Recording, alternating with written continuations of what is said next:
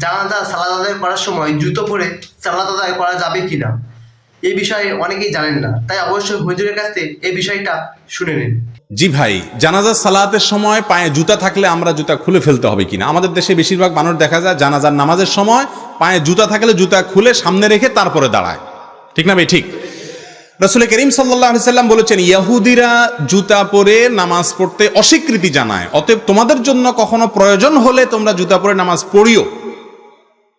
এই জন্য জানাজার নামাজের সময় পায়ে জুতা থাকলে ওটা খোলার কোনো প্রয়োজন নাই।